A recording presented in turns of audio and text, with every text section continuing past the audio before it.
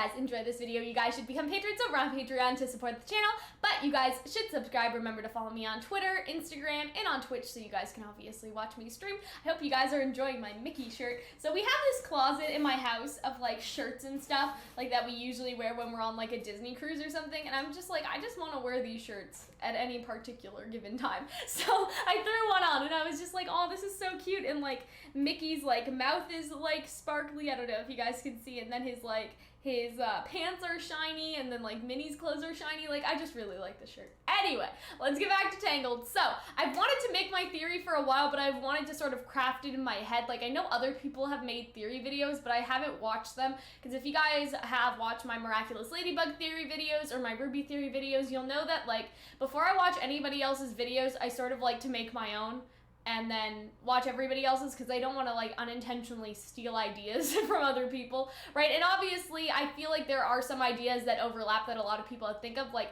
for my theory, I'm going to talk about like Cassandra being related to Mother Gothel somehow, and like that's not a unique thought. A lot of people think that, but I mean like taking someone's idea that is a lot more constructed, like, oh yeah, you can see that that person like thought of that themselves, and that's like a very original sort of line of theory crafting, if that makes sense. So I do want to make my own, and I feel so left out because I'm like, I want to watch all the cool theory videos too, but I know that I couldn't until I made mine and sort of got my ideas out there. Then I could go like look at everyone else's, right? And so that's how I like to do things. So I'm excited to watch all those other theories. I'm excited to sort of look at what you guys think, and because you guys have probably watched all those other theory videos because you have nothing like stopping you, you know what I mean? So let's just start. I'm gonna start, I guess, with the first sort of point, is that I feel like them throwing in the detail that Cassandra is adopted by the captain of the guard is very important, because it's sort of like, if that was some insignificant sort of throwaway detail, they could have just given her biological parents, or made the captain of the guard her biological father. But to kind of go out of their way to point out that she was adopted, it's sort of like, I guess here's the argument I'll make. Some of you guys may make this argument too, but here's what I was sort of arguing with myself about.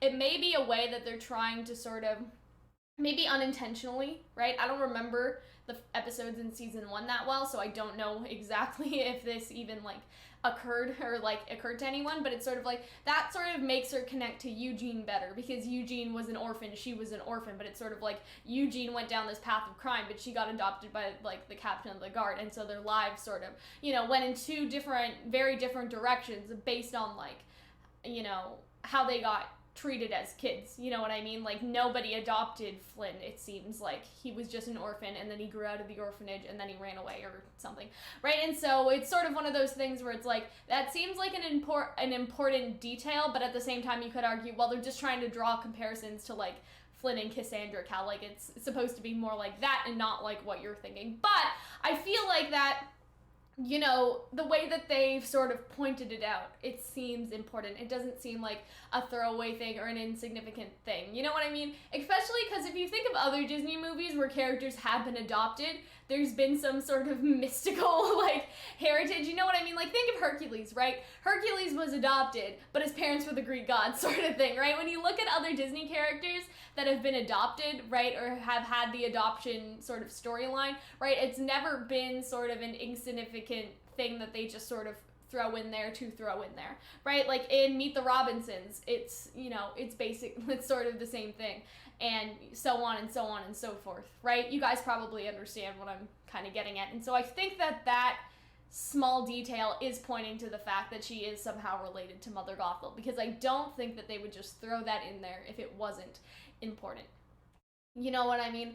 Just because, like, in shows like Sophia the First, right, I feel like when they sort of make storylines around certain things, it's sort of like to teach kids lessons, you know what I mean? So, like, an adoption storyline would be like, oh, well, kids have, like, different parents. Like, some kids are raised by their grandparents, some kids are adopted, like, sort of thing, right? But for Tangled, I don't think it's like that either. So that was my other thing. Like, that was my other in my head argument, is like, oh, they could just do that for sort of that angle. But Tangled is more of a grown-up show, so you wouldn't feel the need to necessarily go that route with like the kids lessons portion, because there are lessons in each episode, but they're not necessarily lessons that you would find in like a Disney Junior show, if that makes sense. So yeah, that's basically what I was thinking to get around to saying that I think that Cassandra is going to be related in some way to Mother Gothel. So that's sort of the first thing. And so here's what my basic construction is, like, for the actual sort of season 3 related theory. And I think it's sort of like, it always goes back to what Cassandra has been trying to do. Like, she's trying to basically prove that she's a hero. She has a very Hercules storyline in that way, if you think about it, right? And so obviously she wants to protect Rapunzel out of, like, the goodness of her heart. She wants to protect her friend. But she also sort of knows, like, if, you know, when they tell stories about the princess, you know, if Cassandra saves the day, she's going to be sort of the hero that ends up going down in history, especially because in the Tangled series, there has been, like, a while ago, there was that sort of episode where they thought that Cassandra had a boyfriend, but it was just that rebel guy, and there was this, like, sort of story in, like, the history book about, like, the heroes that, like, saved Corona. Like, I feel like she wants to sort of be like that. You know what I mean? I don't remember that episode very well, clearly, but you guys sort of understand what I mean. And so she wants to sort of be the hero that they sort of tell the stories about, and Rapunzel is sort of her way to access that. But Rapunzel denies her that when, you know, Rapunzel uses basically the Darkstone powers, the Moonstone powers, right? Like, the Moonstone powers in order to sort of save the day in the Great Tree episodes and all that. And she ends up hurting Cassandra too. So I feel like that's definitely part of it. And so I feel like what we're gonna get into is this idea that Rapunzel keeps denying Cassandra of what Cassandra wants to be her destiny. And so the way I see it, how the Mother Gothel thing connects is that I feel like when Cassandra went through that door, she obviously saw something. And so in my mind, she could have seen that, you know, Mother Gothel gave Cassandra away, like, didn't want her, in favor of kidnapping Rapunzel and raising her instead of keeping both of them or whatever. She gave away her own daughter to chase after the sun drop, right? And I feel like that hurts, right? Even though, like, Cassandra, I think that she loves her dad very much, and, like, her dad loves her, right?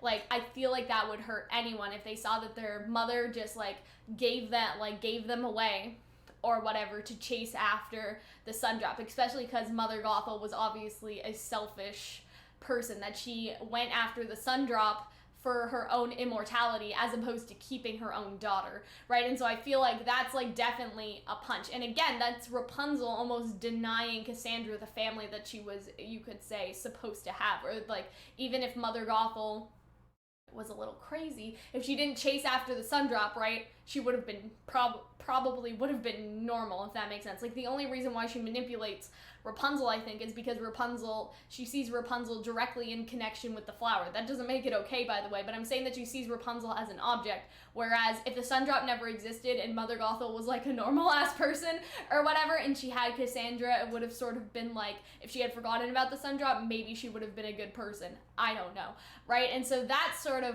what I'm interested in, is that part, because you could say that the reason why Cassandra sort of betrays Rapunzel, she sees Rapunzel as responsible for denying her her destiny, like, denying her, you know, her mother and how things should have been, if you want to call it that, right? And it's sort of like all of that's, like, before Rapunzel was even, like, basically even born, right? Like, as soon, like, you know what I mean? And so it could have been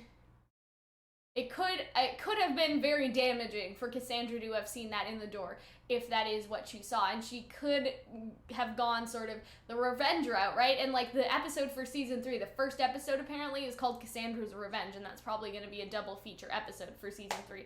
And so you can see why she would want revenge, because this entire time, basically since birth, you could think about it, right? That Cassandra has sort of been denied basically everything.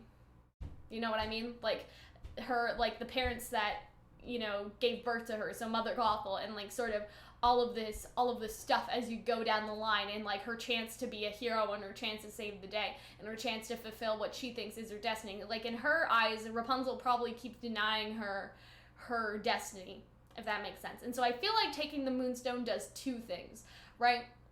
First of all, the Moonstone has the power of destruction, basically. And so if you want to be a hero of some sort, that is the best power that they can give you, right? Because you could, I'm not saying Cassandra's gonna go out and murder a bitch, but I'm just saying Cassandra could go out and, like, kill people or whatever, you know what I I mean? Like, she could be this unstoppable warrior with the power of the Moonstone, just like if Rapunzel didn't get her hair cut, right? She would have been this sort of magical healer, and she could have, like, saved, you know, the sick and the dying sort of thing. It's like, maybe Cassandra wants that, but the opposite, right? And so I think that her taking the Moonstone, that's the first thing, is that she can finally get them on an even playing field, in a sense, right? And obviously, what I said before, like, it's the easiest way to be a hero is have the power to just, like, destroy and kill everything around you. Great, or whatever, you know, or to destroy the enemy. And then, like, the other thing, like I just mentioned, and puts them on even ground, because this entire time, like, Cassandra as a normal person has been competing with someone who has magical powers, like the power of the sun drop, right? And so in her eyes, it could be that, like, Rapunzel, like, we're finally even, basically. Like, that's what she's sort of getting at, is that, now we're the same. We're, like, the yin to each other's yang. Like, that's basically what's happening, right? They are two sides of the same coin now, because one of them's a sun drop and one of them's the Moonstone, right? And so I feel like that may be the struggle too, because you've sort of had this thing where Rapunzel is sort of like, in, like, season 2, she's like, well, I'm the princess, so you're supposed to do as I say. Like, she snaps at her like that, and she's never done that before. So it just reminds Cassandra that they are not equals, that one of them is the princess and one of them is, like, the servant, if that makes sense. And so I feel like that's also gonna come into play, is, like, now Cassandra's like, yeah, well, now we're even, like, we're the same, because, you know, they have the opposite of each other's magical powers, basically. And so I think that that's what it's getting at. Like, I think that's what the themes are, is that Cassandra has sort of felt like she's below Rapunzel in some way, right? Especially lately, and that she's... Hi. Thanks. And that she's not, like, she can't live up to her destiny as a hero if Rapunzel keeps sort of saving herself, as bad as that sounds, like, saving herself and sort of, you know, taking the credit, if you want to call it that, right? Because Rapunzel's clearly, like, not the damsel in distress that maybe Cassandra originally thought was gonna be. But think about Rapunzel, like, as she was sort of, like, in the palace and sort of, like, I don't want to say helpless, but helpless for, like, the first, you know, little while of getting used to royal life, and now, like, Rapunzel has changed so much, like, it's almost like that she doesn't need Cassandra anymore, and so, like, that's conflict, you know what I mean? And I think that's really interesting, and I think that's really where we're going with this, is that it's the destiny thing, like Cassandra's reclaiming her destiny. She is sort of ensuring that she could be, like, a hero that is able to destroy and, like, take down her enemies with a single sword swipe, or however the Moonstone's gonna work, right? And then she's also sort of reclaiming what's hers, because, you know, Rapunzel killed Mother Gothel, right? Mother Gothel was, like, obviously the villain and obviously in the wrong, but that's another thing, is that they killed Mother Gothel, and it's sort of like, in a sense, Rapunzel denied Cassandra that chance to ever even meet her, because say down the line Rapunzel was saved but Mother Gothel still lived, obviously she'd be, like, in jail or something, right? Because, you know, she stole the princess. But it's sort of like they may have killed her mom, right? And that's a little sketchy, you know, like, they basically, in a sense, have taken so much away from her, like Rapunzel, and just the sun drop in general has taken so much away from her. And so maybe that's, like, Cassandra's plan, is either that she'll just run off with the Moonstone and go be a warrior somewhere, right? Or she's like, if we fight each other, something like that, our powers will sort of equalize, and then neither of us will have anything, and that everything will sort of, you know, be back to normal, like, we'll finally be equal, and I can finally protect you because you won't have powers and all that stuff, like, you won't be above me anymore, sort of thing. I can see that working. And so that's basically my core idea. I hope that you guys did enjoy this. My mom came in. She had to give me a slip that I had in a pair of pants that I wear to work. So anyway, I hope that you guys enjoyed. You guys should tell me what you guys think. I don't think that I've particularly missed anything, but if you guys are like, Cal, like, what about this? Then I'll answer you. So yeah, I will see you guys later. Bye. Thank you guys for watching, and I hope that you guys enjoyed this video. Thank you to all of our wonderful patrons and our YouTube membership members who have joined using the join button that is under this video or on my channel page. You guys may be wondering, what do patrons and YouTube membership members get? YouTube membership members for $5 get access to my Discord server, they get a bunch of cool emotes, and they get early access to all of my videos.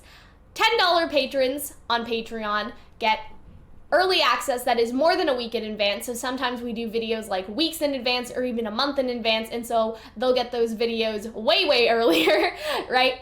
And they also are able to make requests, and so if they want us to do a shipping video or a reaction to an anime or to cover some sort of theory or to discuss something, they can ask for it and we will do it.